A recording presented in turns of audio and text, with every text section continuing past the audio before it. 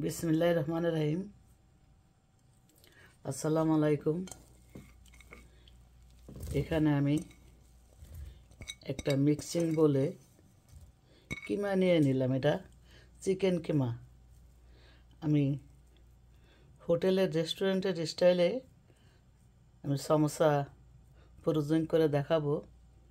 এই কিমাটা আমরা প্রথমে সিদ্ধ করে পানি ফেলে তাতে ফ্যাটটা চলে যায়, তারপরে সব মশলা দিয়ে ভুনা করে ঠান্ডা হলে তারপরে ডিপে রাখি। ডিপে যখন দরকার অল্প একটু বাইর করি। পেঁয়াজ কুচি, কাঁচামরিচ,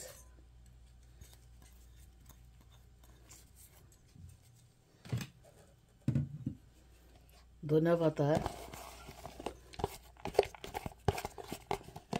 লবণটা দেব না, এর ভিতর বেডগাম দেব, কারণ এই পেঁয়াজ থেকে পানি ছাড়বে।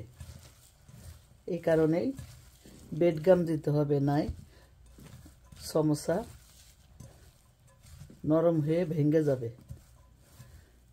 আমি আন্তরিকভাবে দুঃখিত, আমি অন্য সকলের মতো সুন্দর করে গুছিয়ে কথা বলতে পারি না, তার জন্য আন্তরিকভাবে দুঃখিত। আমি যা যা দিচ্ছি এভাবে আপনারা বানিয়ে দেখবেন। এটা আমাদের কিনা বেডগাম, এর ভিতরে লবণ ঠবণ সব কিছু আছে, যতটুক লাগে দেব। কিমা মনে করেন যে 1.5 কাপ, আর পেঁয়াজও দিছি 1.5 কাপ, সমান সমান। এটাই এভাবে বানিয়ে দেখবেন অনেক টেস্টি লাগবে। এই যে আমি বেডগামটা দিলাম, এই পানিটা এই বেডগামে টেনে নেবে। আর একটু লাগবে, আপনারা পরিমাণ মতো দিবেন। যাতে আমি এখানে 1 কাপের মতো দিছি, পরিমাণ মতো দিবেন যাতে শুকনা থাকে। পেঁয়াজটায় যেন সমোসার শীতটারে ভিজিয়ে না রাখে। মনে হচ্ছে মরিচটা একটু কম হয়ে গেছে। কাঁচামরিচটা আমি একটু চিলি ফ্লেক্স দিয়ে দিলাম 1 চামচের মতো। এটা ভালো করে মিক্স করে নেব, কারণ এই পেঁয়াজগুলো অনেক মিষ্টি। এই যে আমি একটা স্প্রিং রোল পেস্টিসাইড নিয়েছি, এটাকে এখন মাঝখান থেকে কাটবো।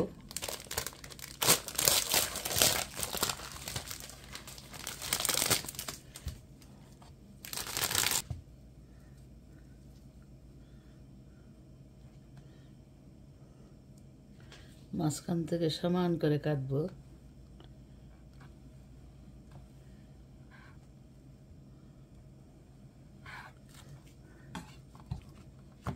এই যে দেখেন আমি সমান করে কেটে নিয়েছি। এখন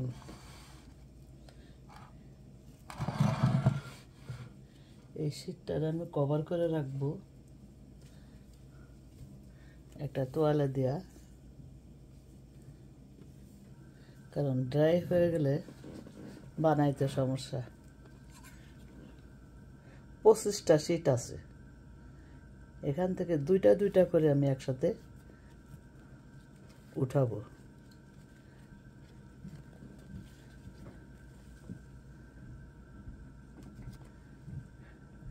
যেখানে 2টা, অনেকে একটা করে করে, আমি 2টা করে করি যেন সমস্যাটা ভেঙে না যায়। কম হয় হোক, আমার এত বরকতের দরকার নাই। এই যে 2টা করে আমি সেইটা এখানে উঠাচ্ছি। একটু ময়দার পেস্ট বানিয়ে রেখেছি, এটা এখানে রাখলাম। একবারে সোজাভাবে বানিয়ে দেখাবো। দেখেন এটা এই কোণার সাথে জোড়া লাগাইবেন, মানে সমান ইসে যেন একটু বাড়তি না হয়, তাহলে ফাঁক হয়ে যাবে। আর এখানে আমি ময়দার পেস্টটা দিয়ে দিচ্ছি। এখন এভাবে আস্তে আমি করে নেব। দেখেন এখন একটা পানের খিলির মতন হলো। এটা সবথেকে সোজা। আমার রেস্টুরেন্টে যখন শেপ তো রাখছি, এক এক শেপে এক এক রকম বানাই। এই যে দেখেন পানের খিলির মতন। আমি এইটাই আমার কাছে ভালো লাগছে। এখন এই খিলির ভিতরে এই পুরটা ভরবো। এই যে দেখেন পুরটা আমি অলরেডি ভরছি। এই যে দেখছেন, একবারে কম দিবেন না। এখন এই সাইড আর এই সাইড সুন্দর করে আঠাটা আমি লাগিয়ে নেব, ময়দার আঠাটা লাগিয়ে নিয়ে এই কোণা ধরতে হবে আর এই কোণা ধরতে হবে, তারপরে এটারে উল্টাতে হবে আর এই কোণা চাপ দিতে হবে, চাপ দিয়ে ধরে রাখতে হবে আর এই কোণাও চাপ দিয়ে ধরে রাখতে হবে যেন ছুঁইটা না যায়। দেখেন পারফেক্ট রেস্টুরেন্টের সমোসা। রেস্টুরেন্টে এভাবে সমোসা তৈরি করে। আমি এতদিন দেখাইতে সময় পাই নাই, এখন রোজা আসছে তাই দেখাইলাম। তো এভাবে করবেন। এখন আমি এখানে রাখছি আর এই একটা শীট, এটা যেমন আলাদা হয়ে গেছে, এর একটু জোড়া দেব ময়দা দিয়ে, তাহলে জোড়া লেগে যাবে আর দৌড়াদৌড়ি করবে না।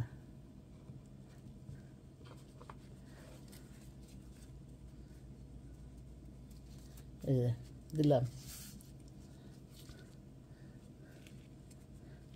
দেখছেন কিনা জানি না, একটু ময়দা দিয়া ময়দার পেস্ট দিয়া এই দুটারে জোড়া লাগালাম। এখন আবার ওই রকম করব।